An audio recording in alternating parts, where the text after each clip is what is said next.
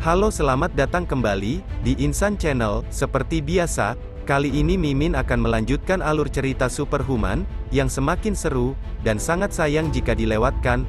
Tapi sebelum itu, jangan lupa like, komen, dan subscribe agar teman-teman tak ketinggalan alur ceritanya. Dan buat teman-teman yang mau traktir buat kopinya, bolehlah ya. Linknya ada di deskripsi. Dan mari kita simak alur ceritanya. Setelah memastikan jika kompensasi yang dijanjikan pemerintah telah masuk ke rekeningnya, Moon Yup pun mulai mencari kira-kira klub mana yang akan dia beli dan memulai bisnisnya. Melihat Moon Yup yang sedang memilih klub yang akan dia beli, Jeho pun menyarankan untuk membeli KB7 karena biaya pemeliharaannya itu rendah, sehingga dalam segi efektivitas biaya, Liga KB7 itu jelas lebih baik. Akan tetapi, Liga KB7 berbeda dengan Liga KB1 atau 2, karena Liga KB7 hanya terdiri dari 7 orang player, sedangkan Liga KB1 atau 2 terdiri dari 11 pemain, seperti timnas sebelumnya.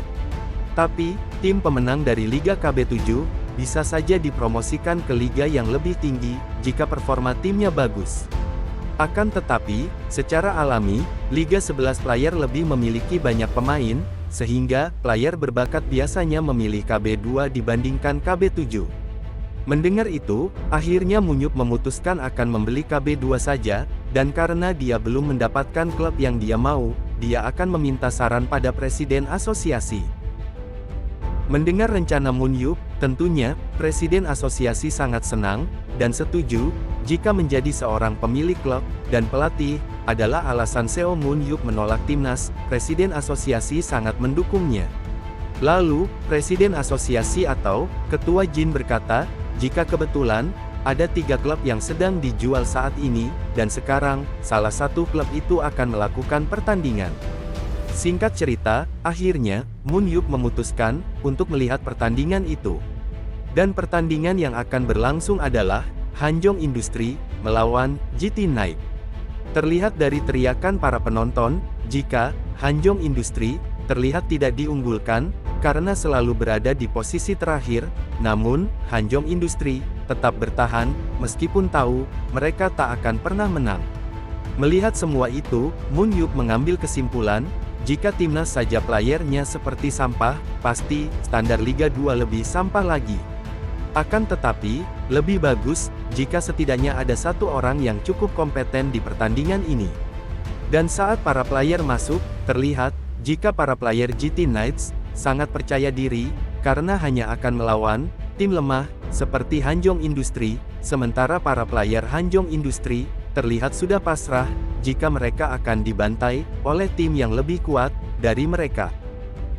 Dan saat para player memasuki arena, Seo Moon Yup dengan skillnya mulai mengidentifikasi para player untuk mencari beberapa player yang dia inginkan, meskipun kebanyakan dari mereka hanya memiliki skill yang standar, tapi akhirnya ada beberapa player yang menarik perhatiannya.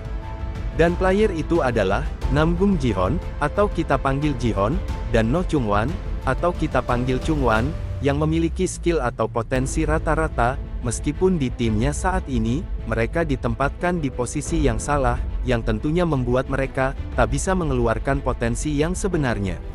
Padahal, Jihon memiliki potensi yang besar untuk menjadi dealer yang hebat. Sementara Chungwan, karena batasan endurance-nya berada di 87 dan 85, yang sebenarnya itu cukup setara dengan timnas saat ini, dan kedua orang itu tentunya masuk dalam kriteria anggota tim yang akan Moon Yup bentuk. Akan tetapi, Moon Yup terkejut dengan status seseorang yang menurutnya tidak masuk akal. Dan orang itu bernama Lee Na-yeon. Dilihat dari statnya, skill unik miliknya adalah lompatan, namun lompatan yang bisa dia lakukan sungguh tidak masuk akal, karena dia mampu melompat setinggi 20 meter, dan jika kemampuannya dipadukan panah, bisa menjadi skill yang cukup membantu, meskipun tidak mengancam, tapi, jika speed Lee Na-yeon bisa mencapai 100, itu akan jadi sesuatu yang menarik. Dan seperti yang diprediksi, Hanjong Industry kalah telak, bahkan tak bisa memberikan perlawanan sama sekali, tapi bagi Seo Moon Yup, semakin lemah mereka, maka semakin seru pula untuk mengembangkan mereka, dan dengan ini, Moon Yup memutuskan untuk membeli Hanjong Industry. 2 hari kemudian, Moon Yup telah resmi membeli Hanjong Industry, dan tentunya, itu menjadi berita yang sangat besar, bahkan tak sedikit yang meragukan, jika Moon Yup bisa membuat tim terlemah itu, menjadi tim yang akan menjadi lawan berat bagi tim lainnya, dan mengatakan, jika Moon Yup lebih baik menjadi seorang player saja. Setelah Moon Yup resmi menjadi pemilik klub Hanjong Industry, Ketua Jin bertanya, bagaimana Moon Yup akan mengoperasikan klubnya. Moon Yup pun berkata, jika untuk saat ini, dia akan membiarkan mereka melakukan apa yang biasa mereka lakukan, dan untuk saat ini, dia akan mencari beberapa player yang menarik perhatiannya. Seo Moon Yup pun langsung tancap gas, menggunakan motor sport yang dia beli, dengan uang sisa dari pembelian klubnya, menuju basecamp Hanjong Industry. Sesampainya dia di sana, dia cukup terkejut dengan kondisi tempat itu, tapi meskipun begitu, setidaknya bangunannya cukup besar. Lalu, pelatih dari Hanjong bernama Choi Dongjun menyapa Moon Yup, karena terkejut, jika pemilik klub datang di saat sore-sore seperti ini.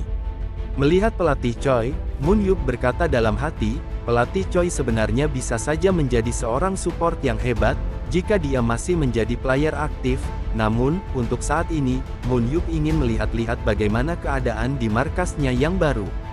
Moon Yup pun diajak berkeliling di markasnya oleh pelatih Choi, dan memperkenalkan beberapa fasilitas yang ada di tempat barunya. Meskipun Moon Yup sudah tahu, jika klub yang dia beli sekarang kekurangan para player, tapi untungnya, semua fasilitas yang dia butuhkan, ada di sini. Dan tempat terakhir yang diperlihatkan adalah tempat pelatihan. Moon Yup cukup terkesan, karena semua bangunan, dan tempat pelatihannya, sangatlah besar, tapi, dia menanyakan, kenapa hanya ada 11 modul, sementara yang dia tahu, klubnya memiliki 14 player. Pelatih Choi pun berkata, dikarenakan harga modul yang sangatlah mahal, klubnya yang dulu hanya mampu membeli 11 saja, sambil menangis, yang menurut Moon Yup, tangisannya itu seperti akting saja. Tapi, meskipun begitu, karena pelatih Choi memiliki skill yang lumayan, dia tak terlalu buruk sebagai seorang pelatih.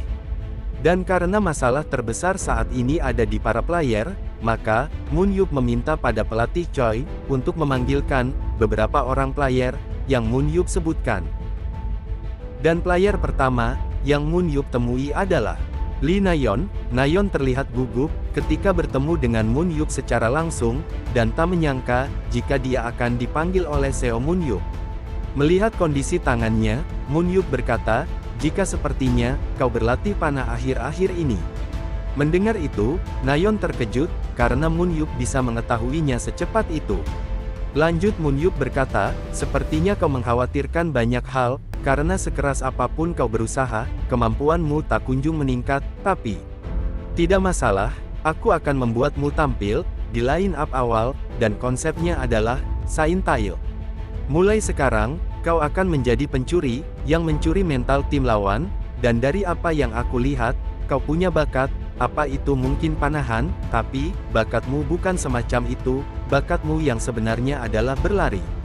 Kalau kau cuma fokus dalam berlari, dan menggabungkannya dengan super power jammu, menurutmu, apa yang akan terjadi, dan kalau kau berhasil mengacaukan musuh dengan menembakkan busurmu, kau akan bisa mencuri kill dari semua monster, yang musuhmu pun, kesulitan merebutnya. Dan kalau mereka marah dan mengejarmu, kau tinggal percayakan pada kecepatanmu, dan kabur dari sana. Apa maksud Anda? Saya akan berperan menjadi seorang controller, ucap Nayeon.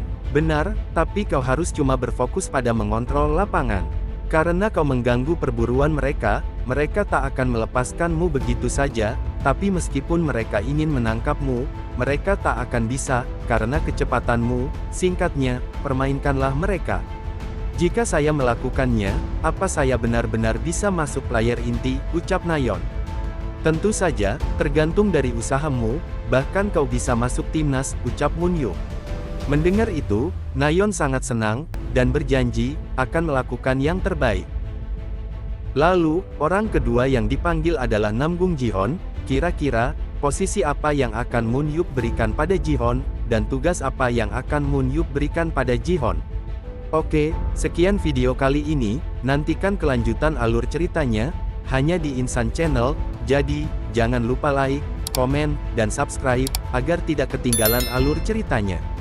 Oh iya, buat teman-teman yang mau kasih buat kopinya, linknya ada di deskripsi. Dan terima kasih telah menonton.